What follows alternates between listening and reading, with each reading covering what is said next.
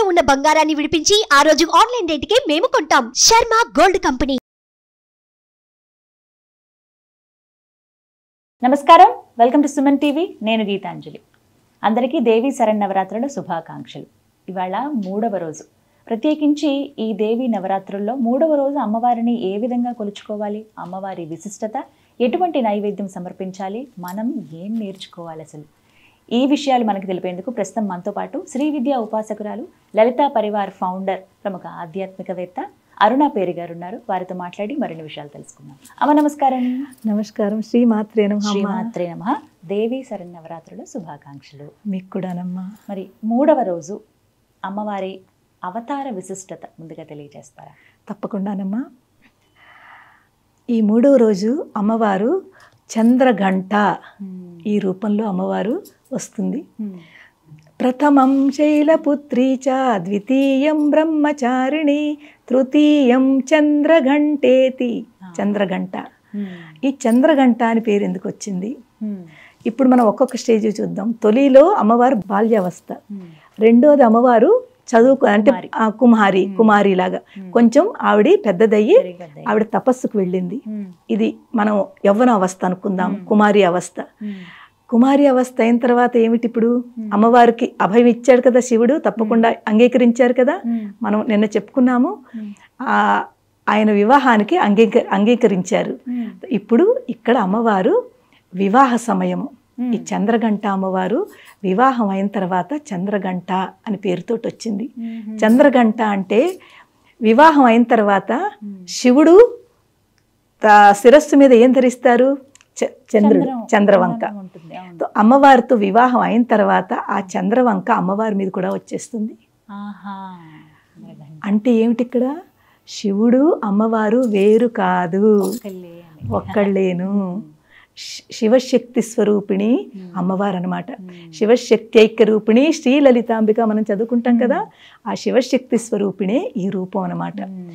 అర్ధనారీశ్వర తత్వము. ఇప్పుడు శివుడు శక్తి కలిసి ఉన్న తత్వము. అందు గురించి అమ్మవారు ఆ చంద్రఘంట, ఆ చంద్రఘంట ఆకారంలో ఉంటుంది. ఆ చంద్రుడు, చంద్రవంక ఏదైతే ఉందో అది ఒక గంట ఆకారంలో ఉంటుంది. అందుకే దానిని చంద్రఘంట అని పిలిచారు. ఇప్పుడు అమ్మవారు ఇంకొంచెం అంటే వివాహం అయిన తర్వాత ఏంటి జరుగుతుంది చూడండి, మనకి రెస్పాన్సిబిలిటీస్ అంటే కర్తవ్యము. అమ్మవారికి ఇక్కడ అటు చూసుకోవాలి, ఇటు చూసుకోవాలి. ఇప్పుడు ఆవిడ దేని గురించి వచ్చిందో దాని గురించి కూడా ఆవిడ ముందుకు వెళ్ళాలి. ఆవిడ ఏ పర్పస్ గురించి అమ్మవారు వచ్చిందో ఈ బ్రహ్మాండంలోకి, ఆ పర్పస్ను కూడా ఆవిడ గుర్తు రావాలి. అందు గురించి ఆవిడ నెమ్మదిగా బాల్యావస్థ నుంచి కుమారు నుంచి మనకు వివాహం జరిగింది. వివాహం జరిగిన తర్వాత తన యొక్క మెయిన్ ఇప్పుడు కర్తవ్యం ఏంటి? భర్తతో సమానంగా అదే అర్ధనారీశ్వర తత్వము. భర్తతో చక్కగా ఉండడము, సమానంగా ఉండడము, ఏది కావాలో అది భర్తకి అనుగుణంగా ఉండడము, ప్రేమతత్వము, ప్రేమ పంచడము, ఇదంతా కూడా ఇక్కడ మనకి చంద్రఘంట ఈ అమ్మవారి రూపంలో కనిపిస్తోంది.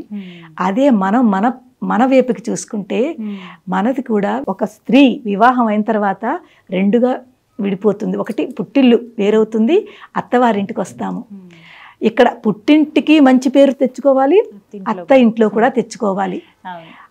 ఒక్కసారి అత్తింట్లోకి వచ్చిన తర్వాత ఒక రకమైన భయంతో ఉంటాం కొన్నాళ్ళు. ఒక్కసారిగా కొత్త చోటుకు వచ్చాము. కొత్త చోటుకు వస్తే మనలో ఒక భయము, ఒక అలజడ ఉంటాయి. కానీ ఇక్కడ ఏమిటి? మనకి అమ్మవారు మనకి ఏం నేర్పుతోంది? భయం లేకుండా, భయం లేకుండా ఇక్కడ ఎలా ఉన్నావో, ఎలా పేరు తెచ్చుకున్నావో అక్కడ కూడా అదే ధైర్యంతో అలాగే ఉండు అని అమ్మవారు మనకు ఒక సందేశం ఇస్తోంది. అక్కడ వాళ్ళను కూడా ఎంత ప్రేమతోటి చూసుకో.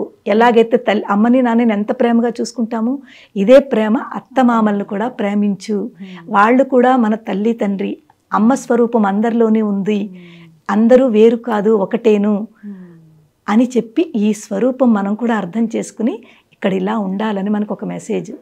ఇక్కడ అమ్మవారు 10 చేతులతో ఉంటుంది. అమ్మవారు 10 చేతులతో ఉంటుంది.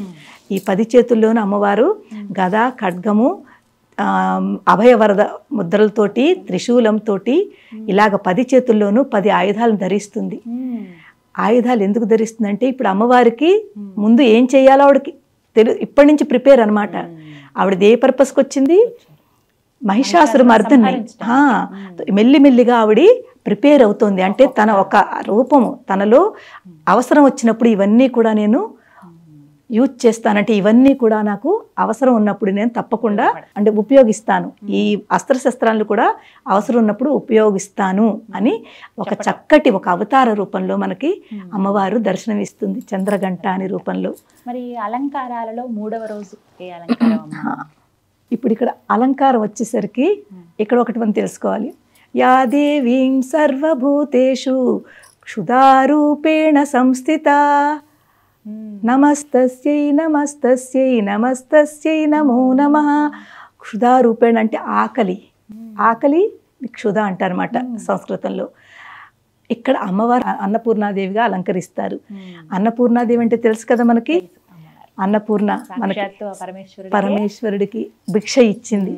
మనకి చక్కగా అన్నపూర్ణ అష్టకం ఎంత అద్భుతంగా ఉంటుందో మా అన్నపూర్ణ అష్టకంలో మనకి తెలుస్తుంది. అన్నపూర్ణ అష్టకంతో చక్కగా మనం పూజ చేసుకుని, శివుడు లాంటి పరమశివుడే అమ్మవారి దగ్గరికి భిక్షకు వచ్చారు. అన్నపూర్ణ తత్వం అంటే ఏంటి? సర్వ సంపదలు ఇచ్చే తత్వము. తప్పకుండా ఆవిడ ద్వారా మనకి ఆ సర్వ సౌభాగ్యములు, సర్వ సంపదలు మనకి ఇస్తుంది. దేనికి లోటు లేకుండా చూసుకుంటుంది, అదనమాట. దేనికి లోటు లేకుండా చూసుకుంటుంది, అది అన్నపూర్ణతత్వం అంటేను.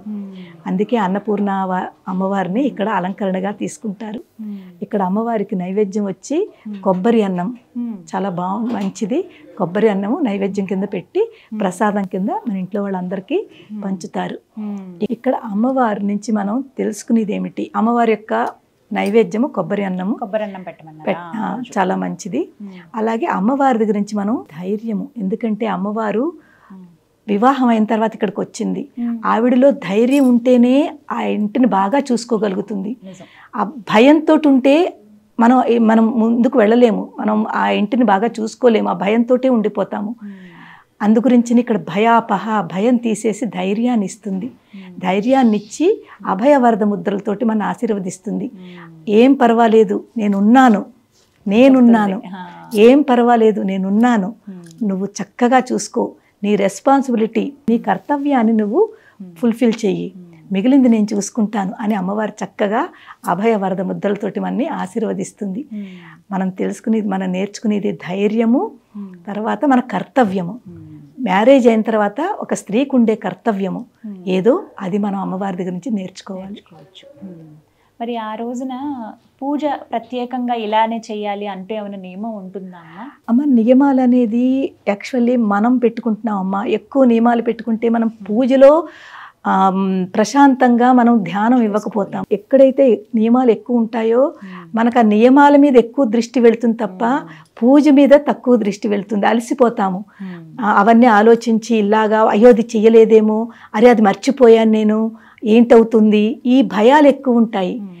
ఇవన్నీ కాకుండా చక్కగా అమ్మవారి దగ్గరికి వెళ్ళి, అమ్మ అది అన్నపూర్ణ అనుకోండి, అలాగే మీరు చంద్రగంట అమ్మవారు అనుకోండి, అక్కడికి వెళ్ళి అమ్మ నాకు ఇంతే వచ్చును, నేను ఇంతకంటే ఎక్కువ నేను చెయ్యలేను, నా దగ్గర ఇంతకంటే సమర్థత లేదు, ఏ తప్పు చేసినా ఒప్పు చేసినా అంతా నీకే సమర్పించుకుంటున్నాను అని అనండి చాలు. తప్పకుండా ఆవిడ మీ పూజ స్వీకరిస్తుంది. అందు గురించి నీ నియమాల గురించి పెట్టుకోకండి. మామూలుగా 9 రోజులు మీరు ఏదనుకున్నారో అలాగే చేయండి. ఎక్కువగా నియమాలతో పూజిస్తే కష్టం అవుతుందమ్మా, కష్టపడతారు, అంతకంటే ఏం కాదు. 3వ రోజు ఏ మంత్రం, శ్లోకం కానీ ఇక్కడ మనం అమ్మవారి చంద్రగంట కదా, ఓం దేవి చంద్రగంటాయై నమః, ఓం దేవి చంద్రగంటాయై నమః ఏమ్మా ఇది. అలాగే అమ్మవారి ఇక్కడ మనకి ఇక్కడ అమ్మవారు మనకి అన్నపూర్ణాదేవి కాబట్టి ఓం శ్రీ అన్నపూర్ణాదేవ్యై నమః, ఓం శ్రీ అన్నపూర్ణాదేవ్యై నమః అంతే. ఈ రెండు తలుచుకుంటేనమ్మా మీరు ఏ పూజ కూడా చేయొద్దు, ఈ రెండే తలుచుకోండి. 5 నిమిషాలు తలుచుకోండి. మీ పూజ అంతా కూడా మానస పూజ చెప్పాను కదా, అలాగే మనసులో ఈ అమ్మవారిని తలుచుకుంటే ఆ మనసు ద్వారానే ఆవిడకి ఆ పూజ వెళ్ళిపోతుంది. అంతే అంతే అంతే. ఎక్కువగా పీఠం పెట్టుకోలేని వాళ్ళు వీళ్ళందరికీ కూడా అదే వెసులుబాటు. అంతే. మానస పూజ అంటారు. మానస పూజ, మానస పూజ మనసుతోటే అమ్మా నేను నీకు ఇది అర్పిస్తున్నాను ఇలాగని శివమానస పూజ. శివుడి దగ్గర మనం ఏం పెట్టకుండానే శివుడికి మనం ఇలాగా మానస పూజని చక్కగా ఒక మంచి స్తోత్రం ఉంది శివమానస పూజ, చాలా బాగుంటుంది. అలా చేస్తే శివుడు ఈ పూజలు ఇవన్నీ పట్టించుకోడు, కానీ ఆ శివమానస పూజ చేస్తే తప్పకుండా మనకి కైకర్యం చూపిస్తాడు. ఈ విధంగా 3వ రోజు చక్కగా అమ్మవారిని ఆరాధించుకోవచ్చు. ఓన్లీ మనసుతోటి అమ్మవారి నామస్మరణ చేసుకుంటూ శ్రీమాత్రే నమః, ఓం శ్రీ అన్నపూర్ణాదేవి అయిన నమః, ఓం దేవి చంద్రఘంటాయై నమః. అంతే. చాలా చక్కగా వివరించారమ్మా. నమస్కారం. శ్రీమాత్రే నమః. శ్రీమాత్రే నమః.